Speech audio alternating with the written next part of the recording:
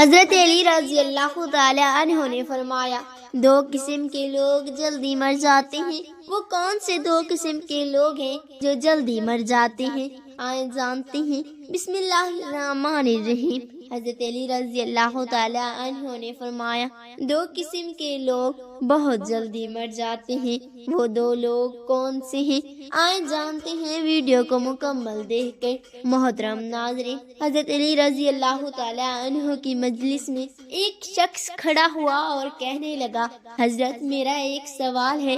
حضرت علی رضی اللہ تعالی عنہ نے فرمایا، بتاؤ کون سا سوال ہے؟ اس نے کہا، مجھے بتایا جائے وہ کون سے دو لوگ ہیں جو جلدی مر جاتے ہیں، اور وہ کون سے لوگ ہیں جو دیر سے مرتے ہیں۔ اور اتنے میں دوسرا شخص کھڑا ہوا اور کہنے لگا، حضرت میرا بھی ایک سوال ہے۔ حضرت علی رضی اللہ تعالی عنہ نے فرمایا، کون سا سوال ہے؟ تو وہ شخص کہنے لگا، یا علی رضی اللہ تعالی عنہ، میری بیوی ہے جو مجھ سے پیار نہیں کرتی بلکہ نفرت کرنے لگ گئی ہے۔ مجھے کوئی ایسی نصیحتیں ارشاد فرمائے، مجھے کوئی ایسا عمل بتائیں جو میں اپناؤں اور بیوی کی نظروں میں اچھا اور عزت اور احترام بن جاؤں۔ حضرت علی رضی اللہ تعالی عنہ نے ارشاد فرمایا، اس پہلے والے شخص کو مخاطب کر کے، جس شخص نے کہا تھا، حضرت وہ کون سے لوگ ہیں جو جلدی مر جاتے ہیں، اور وہ کون سے لوگ ہیں جو دیر سے مرتے ہیں؟ حضرت علی رضی اللہ تعالی عنہ نے ارشاد فرمایا، دو قسم کے لوگ جلدی مر جاتے ہیں۔ پہلے وہ لوگ جو غصہ کرتے ہیں۔ حضرت علی رضی اللہ تعالی عنہ نے ارشاد فرمایا، جو لوگ غصہ کرتے ہیں، غصہ کرنے والے لوگ دیگر لوگوں کی نسبت سے جلدی مر جاتے ہیں۔ غصہ کرنے والے لوگ، جو کہ ہمارے معاشرے میں یہ ہماری بے احتیاطی پھیلی ہے، ہر بندہ غصے میں بھڑکتا ہوا نظر آتا ہے۔ غصہ کرنے والا شخص نہ اللہ تعالیٰ کو پسند ہے، نہ ہی اللہ تعالیٰ کے رسول صلی اللہ علیہ وآلہ وسلم کو پسند ہے، اور نہ ہی اللہ تعالیٰ کی مخلوق کو پسند ہے۔ غصہ ایک جلتی ہوئی تیلی کی معنی ہے جو دوسرے کو جلانے سے خود جلتی ہے۔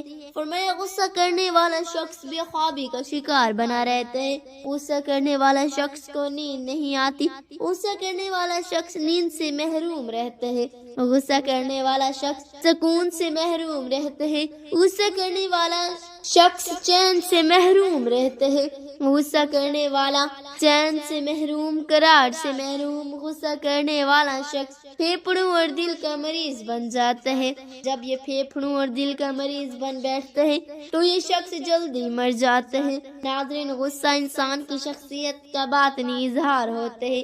جب انسان کے مزاج کے خلاف کوئی بات ہو جائے تو اس ناپسندیدہ عمل کے رد عمل میں کیے جانے والے اظہار کو غصہ کہتے ہیں۔ غصہ انسانی فطرت کا لازمی جزو ہے، لیکن اگر یہ ایک خاص حد سے تجاوز کر جائے، انسان کو اندرونی اور بیرونی طور پر مسائل میں مبتلا کر دے، تو کسی مستند ماہر نفسیات کے مشورے سے اس کا تدراج ضروری ہے، ورنہ یہ ڈپریشن جیسے امراض کا وجہ بن جاتا ہے۔ علامات: غصہ کرنے والے شخص کو ہائی بلڈ پریشر، چہرے کے سرخ ہو جانا، دل کی دھڑکن کا تیز ہو جانا، تیز سانسیں لینا وغیرہ۔ ایک شخص نبی کریم علیہ السلام سے سوال کرتا ہے، یا رسول اللہ صلی اللہ علیہ وآلہ وسلم، وہ کون سا عمل ہے جو مجھے اللہ کے غضب سے محفوظ رکھے؟ تو آپ صلی اللہ علیہ وآلہ وسلم نے فرمایا، تم غصہ نہ کیا کرو، اللہ تعالیٰ بھی تم پر غصہ نہ ہوگا۔ جوانوں، اگر لمبی عمر چاہتے ہو تو غصہ کرنا چھوڑ دو۔ دوسرا، وہ شخص جو ہر وقت، ہر گھڑی، ہر لمحے اپنی نظر سے ادھر ادھر پھیرتا رہتا ہے، وہ شخص بھی جلدی ہی مر جاتا ہے۔ وہ شخص دنیاوی لذتوں کے پیچھے بھاگتا ہے۔ جو بندہ دنیاوی لذتوں کا پیچھا کرتا ہے، وہ موت اس کا پیچھا کرتی ہے۔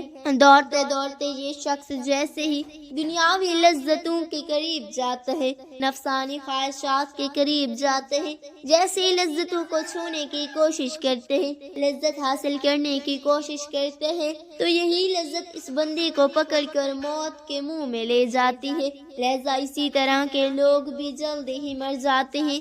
حضرت اما عائشہ صدیقہ رضی اللہ تعالی عنہا سے روایت روایت ہے، آپ رضی اللہ تعالی عنہ فرماتی ہیں رسول اللہ صلی اللہ علیہ وآلہ وسلم سے دریافت کیا عورتوں پر سب سے زیادہ کس کا حق ہے؟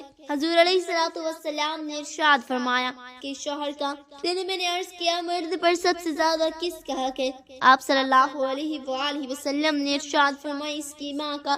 ایک صحابی رضی اللہ تعالی عنہ نے جب خاوند کے حقوق کے بارے میں سوال کیا تو آپ صلی اللہ علیہ وآلہ وسلم نے فرمایا آدمی کا اس کی بیوی پر حق یہ ہے کہ اگر اس کے بدن پر کوئی زخم ہو جائے اور زخم سے جو پیپ نکل رہی ہوتی ہے اور وہ اسے چاٹ لے، وہ بھی حسن کے اس کا حق ادا نہیں کیا۔ حضرت ام سلمہ رضی اللہ تعالی عنہا سے روایت ہے کہ حضور اقدس صلی اللہ علیہ وآلہ وسلم نے ارشاد فرمایا کہ جس عورت کا اس حالت میں انتقال ہو جائے کہ اس کے شوہر اس سے راضی ہو تو وہ عورت جنت میں داخل ہوگی۔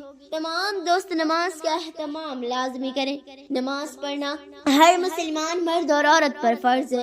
رسول اللہ صلی اللہ علیہ وآلہ وسلم نے فرمایا مجھے اللہ تعالیٰ کی طرف سے حکم دیا گیا کہ لوگوں سے جنگ کرو اس وقت کی وہ اس بات کا اقرار کر لیں کہ اللہ کے سوا کوئی معبود نہیں اور یہ کہ محمد صلی اللہ علیہ وآلہ وسلم اللہ تعالیٰ کے سچے رسول ہیں، اور نماز ادا کرنے لگے اور زکوٰۃ دے۔